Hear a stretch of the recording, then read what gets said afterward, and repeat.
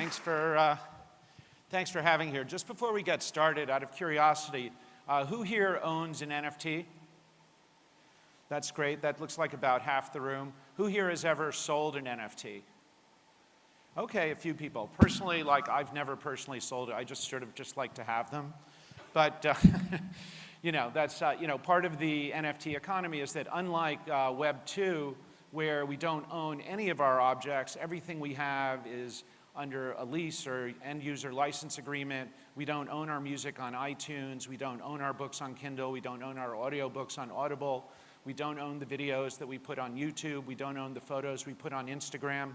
So NFTs create the possibility for an owner economy where we can own our digital objects. Part of owning our digital objects is to be able to take them with us, to be able to transfer them to other people.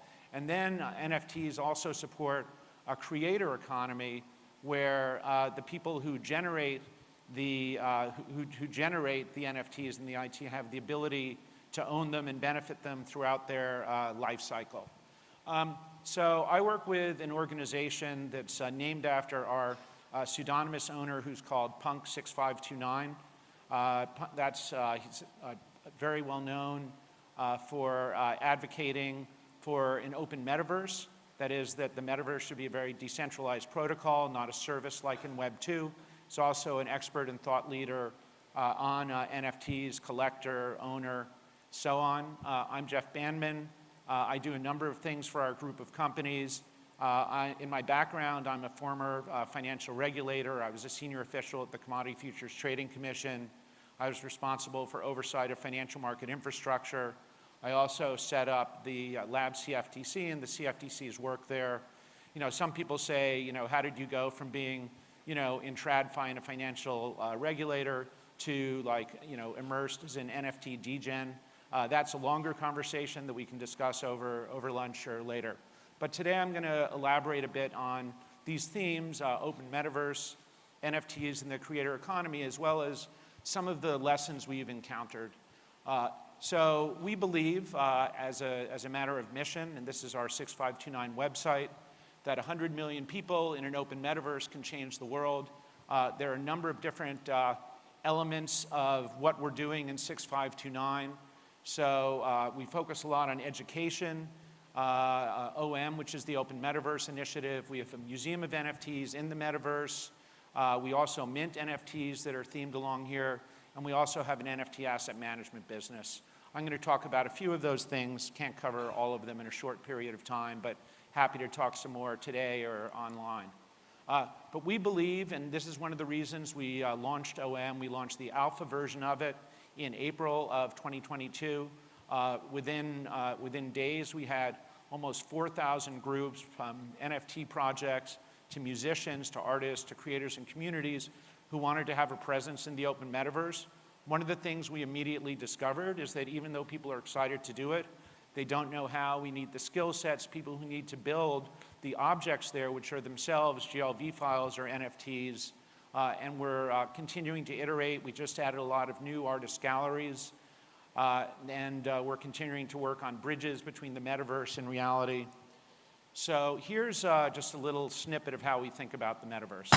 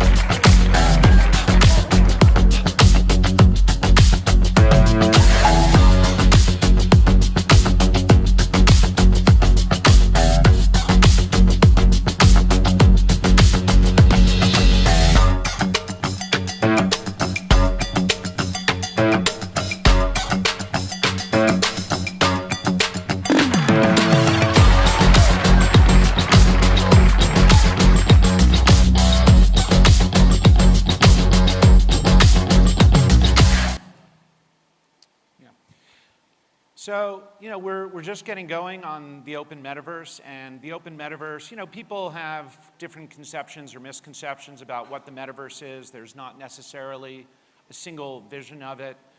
It's going to be social networks. It's going to be, the future of our browser, our digital screen time. As we spend more and more times in our digital world, people are going to have their own digital objects that reflect their tastes, their personalities. We've already seen it over the last few years, whether it's, having virtual backgrounds in Zoom that reflect your personality. That stuff is going to get better and more immersive. But, so see the frictions are there. The technology needs to get better, both on the creation, the storage, the computation on top of that. We need the people, the talent to do that. So again, we're in very, very early stages of that. Now, another thing that we're doing in the 6529 world is we collect NFTs, we invest in NFTs, we buy them. We're very passionate about NFTs. We like to do this in a digitally native perspective. It's very aligned. We're a mission-driven organization around the open metaverse. So how do we think about NFTs? Well, as an investing firm and collector, we focus on what we think are, we think that there will be billions of NFTs, trillions of NFTs. They'll be ubiquitous. Everybody is going to own many digital objects over the next 5 to 10 years. The addressable market is everybody with an internet connection. Everybody is going to have lots of digital objects, and most of them are going to be valueless or close to valueless, or have sentimental value. It'll be a little thing that says, okay, I was at FileCoin 2022 in Singapore, and it'll have the cute little merlion with the little F on it, which I think is a brilliant thing. It'll be meaningful to us. It may not have economic value. As an investment fund, we focus on, what we consider the NFTs, like the best NFTs from the best collections, that will, also reflect kind of the formative period of this technology that we think will have exciting values. We believe that power laws apply in art and tech. Let's face it, what we live in is an attention economy, and people only have time to remember certain things. And whether it's Warhol, Haring, Basquiat, 6529 did a poll in his Twitter feed and said, how many works can you name in the Louvre? You didn't even have to name them. Most people said 1, some people said 2. It's just power laws in people's minds. You can only remember a certain number of things, and those things rise to the top. So as investors, we focus in the very top and the very best NFTs. Our fund thesis involves, kind of risk-reward calculations. We also invest in the infrastructure. One of the reasons we're investing in the infrastructure is that we think there's so much friction.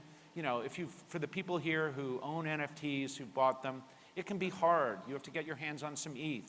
Then you have to connect your Ethereum wallet to, some platform. That can be a little scary for people. Then even if you own the NFTs, just seeing the NFTs and rendering them, with speed, and then on a kind of decentralized platform as opposed to a Web 2 platform, all those things are challenging. So we're building, we're passionate about the NFTs that we actually buy in the fund. We collect them in our museum. We're trying to do education and awareness in order to get to the world that I talked about at the beginning of this talk, where people, kind of an ownership society, and where their creators benefit.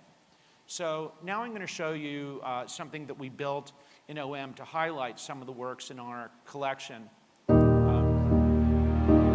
And so this is all publicly available in OM. Anybody can go there and have a look. These are some early generative NFTs.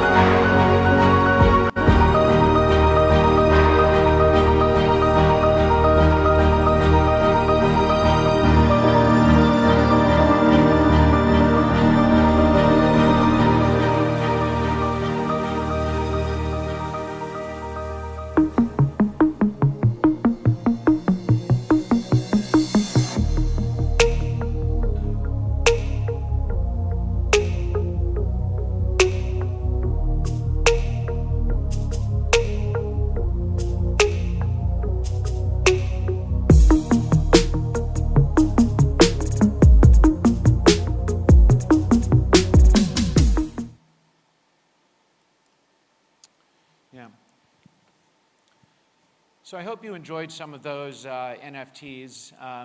That's just part of our generative art collection. How are we going to get to the creator economy, to realize the full potential of NFTs? I think part of it is, there's so much building that needs to take place, and it needs to take place on the back end, it needs to take place on the front end. I've spent a year plus, kind of immersed working with Punk 6529 and the rest of the 6529 team. And, until we launched this open metaverse initiative, and it's just the alpha version of it, and you could actually have this kind of skeuomorphic museum experience, I didn't fully appreciate them. This, in fact, is the biggest I've ever seen them and brightest. I love being able to see them here. For those of you who are watching this, maybe you liked some of them, maybe you didn't realize some of them moved, maybe you thought some of them were attractive, some of them were not. But the point is, in order to get there and get to the next phase, there's a lot of work that needs to be done to get to what I think will be a much better phase of life in terms of the participants, as participants in society, and for the creators. Certainly one of the lessons learned, reflections, and next steps. Just wanted to spend a couple minutes on this to wrap up my talk on kind of from here to there and NFTs and the creator economy. What are some of the lessons that we've learned? One of them, and this is more on the fund side, obviously a lot of people were impacted, particularly sensitive to this, talking about this here in Singapore with the unexpected collapse of 3AC. As people who are operating on an NFT fund, we structure it with a lot of protections for safeguards. Each calendar quarter is a separate closed-end fund with legal segregation and all sorts of different, protections. Legally separate GPs. These are things that in traditional finance, of course, you would expect. But people who invested in this other fund, discovered that what they owned was not a segregated fund, but they, owned share classes of a larger enterprise where there's some uncertainty about A, where the assets are, and B, whether they're going to get them back. I hope they do. I think the liquidators are hard at work. But I think that, as we, try to kind of bridge mechanisms of traditional finance, but with ways to give kind of investors on the one hand through our NFT fund, but also, the world. Part of what we're doing and focused on doing at 6529 is to build out, kind of the social construction and understanding, and how do we do that, through education, through creating a better user experience so that people can, really enjoy the beauty of these NFTs. And I know a lot of people will say, I was a bit of a mocker to begin with. What are these, dumb pictures of JPEGs and so on? But I think, at an aesthetic level, there's a lot of beauty to admire, and then I think as, NFTs really are, property rights, provably on the blockchain in a distributed database. What are some of the things we've learned onboarding communities into the open metaverse? Our goal, by the way, is not to do it ourselves, it's to help other people do it themselves. We don't want to be the mayor of all the cities in the metaverse, we want people to do it. But we found a lot of people are excited about the opportunity to participate and bring their communities and objects in. We've been working furiously. Just in the last couple of months, we've added, hundreds of galleries of, different, Asian artist communities in anticipation of this, from Vietnam, from Korea, from Indonesia, Japan, from, around here. A lot of time people have the will to do it, but they don't know how. And so, we're going to need, armies of people around the world who have the technical skill to build on the back end, to do 3D rendering, to do architecture, to understand how to storage and compute and get them to render, in a browser-based as opposed to just do a Web 2, AW3 type thing. So there's a lot of work to be done. It's important work. I think the rewards will be tremendous, but we can't underestimate it because, as much I think, we are so spiritually as well as technologically aligned with what Filecoin and IPFS is doing here. But, as Juan said yesterday, we need to deliver in Web 3 experiences and computation and storage that can compete with Web 2. And we also know that Web 2 is going to fight back, and they're going to play dirty. It's not going to be, hey, just, you guys go ahead and take this. So, moving forward, one of the themes that 6529 talks about is, seizing the means of production. We think the memes are cultural grails. They're ways of people aligning around ideas and themes that are important to them. When we mint NFTs, it's to sort of popularize those. We're doing those as collaborations. We're finding, interestingly, that IP owners like fashion brands, media networks that own sports franchises and that own, animated series want to explore doing activations in OM. Why? Because they don't have to pay Mark Zuckerberg 47%. They don't have to pay 30% to the Apple Store. They can control their destiny. They're not intermediated through somebody else's database. They can have a direct relationship with their end users, whether it's an artist who an individual artist who wants a direct relationship, or whether it's a studio that wants to control its IP and not have YouTube or Mark Zuckerberg control it. So I think we're at the brink of an incredibly exciting era. We're really delighted to be part of it. We invite all of you to join us on the journey to the open metaverse. And with that, thank you very much.